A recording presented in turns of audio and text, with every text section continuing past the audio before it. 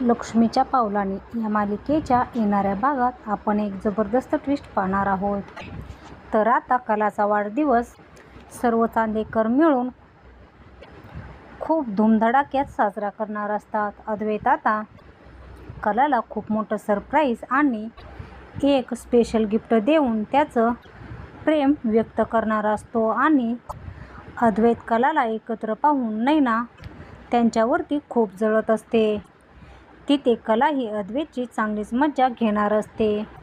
तर आता सर्व चांदेकर मिळून आता कलाचा वाढदिवस सर्व चांदेकर कसा साजरा करणार आणि अद्वैताचं कोणतं स्पेशल गिफ्ट देणार हे आपण या व्हिडिओमध्ये पाहणार आहोत. तर व्हिडिओ शेवटपर्यंत नक्की बघा.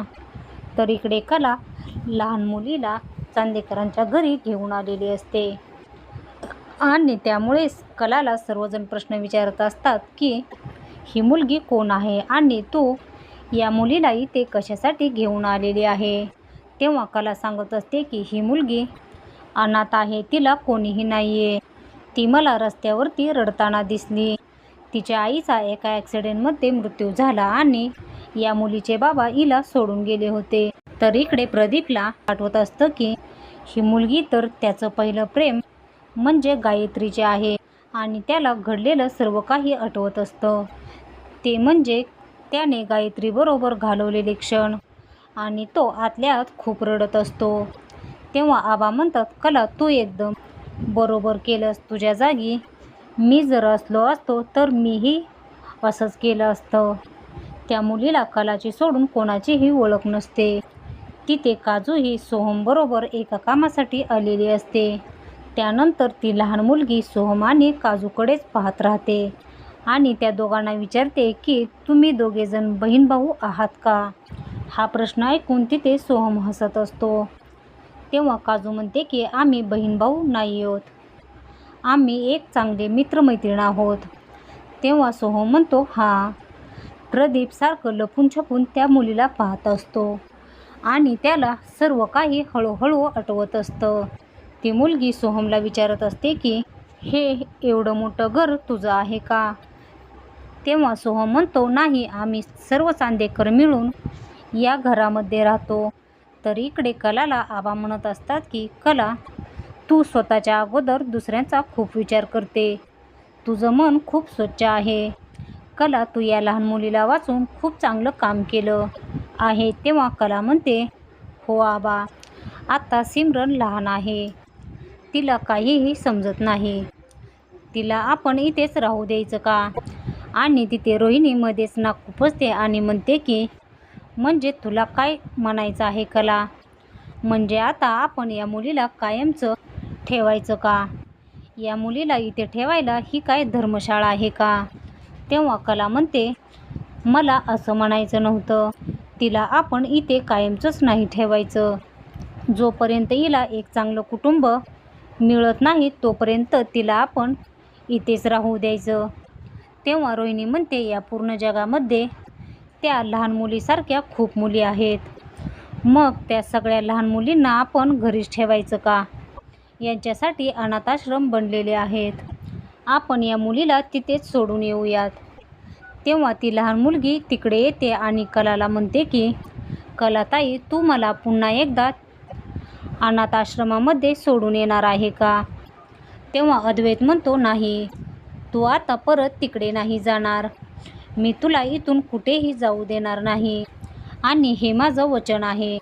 तेव्हा ती लहान मुलगी खूप खुश होते. तेव्हा आबा म्हणतात, अद्वैत, तू बरोबर बोलत आहेस. जर आपण या मुलीला इथं ठेवलं तर आपल्याला काहीही त्रास होणार नाही. उलट आपलं घर हस्तखेळतं होईल. तेव्हा ती लहान मुलगी म्हणते, थँक्स आजोबा. तिथे सरोजला हा निर्णय मान्य नसतो. सरोज प्रदीपला म्हणत असते की काय माहिती या मुलीने आपल्या घरच्यांवरती काय जादू केली आहे. या कलाने तर माझ्या अद्वैतला तिच्या जाळ्यात अडकवलं आहे. आता आपला अद्वैतसुद्धा सारखं कला आणि कलाच करतो. त्याला आता त्याच्या आईवडिलांपेक्षा ती कला खूप महत्त्वाची वाटते. आता या कलाचा आपल्याला बंदोबस्त करायला हवा. काय माहीत ही कला कोणत्या मुलीला घरी घेऊन आली आहे. तर आज चांदेकरांच्या घरामध्ये खूप मोठं सेलिब्रेशन असतं. ते म्हणजे कलाच्या वाढदिवसाचं. आणि सर्वांनी कलाच्या वाढदिवसाची खूप जय्यत अशी तयारी केलेली असते आणि सर्वजण तिथे खूप आनंदी असतात. इतक्यातच अंजू तिथे केक घेऊन येते. तेव्हा ती लहान मुलगी म्हणते की दीदी तू केक कधी कापणार आहेस? तेव्हा अद्वैत म्हणतो की जेव्हा कला चांगलं तयार होऊन येईल आपण तेव्हाच केक कापायचा.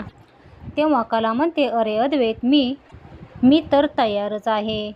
तेव्हा अद्वैत म्हणतो अगं कला आज आपल्या घरी कोणता छोटा मोठा कार्यक्रम नाही आहे, तर आज तुझा बर्थडे आहे. तू सगळ्यात आधी आतमध्ये जा आणि छान असं तयार होऊन ये. अद्वैत म्हणत असतो की कला मी तुझ्यासाठी एक गिफ्ट आणलं आहे आणि मी तुझ्यासाठी एक साडी चूज केली आहे आणि तू आज तुझ्या वाढदिवसाला ती साडी घालायची आहे. हे ऐकल्यानंतर कला आणखीनच खुश होते. परंतु तिथे नैना आतल्या आत कलावरती खूप जळत असते. तिथे नैनाला अद्वैत कलामधील प्रेम पाहवत नसतं. त्यानंतर अद्वैत कलाला त्याच्या रूममध्ये घेऊन जातो. तिथे कला अद्वैतला म्हणत असते की अरे अद्वैत या साडीमध्ये काय खराबी आहे? ही साडी तर खूप चांगली आहे ना. तेव्हा अद्वैत म्हणतो या साडीमध्ये काहीही खराबी नाही आहे, परंतु ही खूप साधी आहे आणि तू या साध्या साडीतच तुझा वाढदिवस सेलिब्रेट करणार आहे का? मी तुझ्यासाठी आणलेली साडी तू आणखीन कुठे पाहिली आहे? तेव्हा कला म्हणते दाखव तर मग तू माझ्यासाठी कोणती साडी आणली आहेस? तेव्हा अद्वैत म्हणतो तू इथे थांब, मी साडी घेऊन येतो. मी साडी घेऊन येईपर्यंत तू अजिबात मागे वळून पाहू नको. त्यानंतर अद्वैत कलासाठी त्याने आणलेली स्पेशल साडी घेऊन येतो आणि कलाला दाखवतो आणि अद्वैत म्हणतो आहे ना जबरदस्त. तेव्हा कला म्हणते अरे अद्वैत मी अशा साड्या वापरत नाही, हे तुला तर माहीतच आहे ना. तू मला कधी असल्या महागड्या साड्या घातलेलं पाहिलं आहे का? तेव्हा अद्वैत म्हणतो अगं कला तुला मी या साडीमध्ये कधीच पाहिलं नाही, म्हणून मी ही साडी चूज केली आहे. तू माझ्यावरती विश्वास ठेव, तू या साडीमध्ये खूप सुंदर दिसशील. तर कलाच्या डोक्यामध्ये दुसराच विचार येतो. कला म्हणते की मी नाही घालणार ती साडी. तेव्हा अद्वैत म्हणतो काय झालं तुला? आताच तर तुझा मूड एकदम ठीक होता आणि आता लगेचच तुला काय झालं? तेव्हा कला म्हणते मला एक भांडण आठवलं. तेव्हा अद्वैत म्हणतो काय? कला म्हणते काही नाही, आता ही साडी मी घालू शकत नाही आणि हाच माझा शेवटचा निर्णय आहे. मी तुला साडी आणण्यासाठी सांगितलं होतं का? तेव्हा अद्वैत म्हणतो अगं कला यामध्ये सांगायचं काय आहे? आज तुझा वाढदिवस आहे आणि हा किती स्पेशल दिवस आहे आणि तुझ्यासाठी मी ही स्पेशल साडी घेऊन आलो. तेव्हा अद्वैत खूप चिडण्याचं नाटक करतो आणि कलाला म्हणतो की राहू दे कला, तू ही साडी घालू नकोस आणि तू तुझा वाढदिवस सेलिब्रेट करण्याचं विसरून जा. मी सर्वांना सांगतो की आज पार्टी नाही आहे. तेव्हा कला अद्वैतला थांबवते आणि म्हणते अरे अद्वैत यामध्ये इतकं चिडण्यासारखं काय आहे? मी फक्त ही साडी घालण्यासाठी नकार दिला आहे, तर तू पूर्ण पार्टीच कॅन्सल का केली? तेव्हा अद्वैत म्हणतो गोष्ट फक्त त्या साडीची नाही आहे, गोष्ट माझं तुझ्यावरती असलेल्या प्रेमाची आहे आणि तुला तर काही माझी किंमतच नाही. अद्वैत म्हणतो मी जिच्यासाठी एवढं केलं तिलाच हे आवडलं नाही तर मी आणखीन काय करू शकतो? तेव्हा कला म्हणते चांदेकर मी ती साडी परत एकदा बघते आणि ती साडी मला आवडली तर ठीक. तर तिथे कला खूप मोठा राडा करते.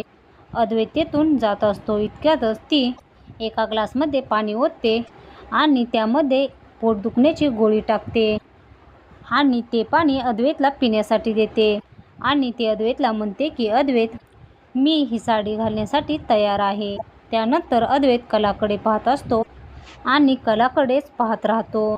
इतक्यातच तिथे अद्वैतचे पोट गडगड करायला लागते.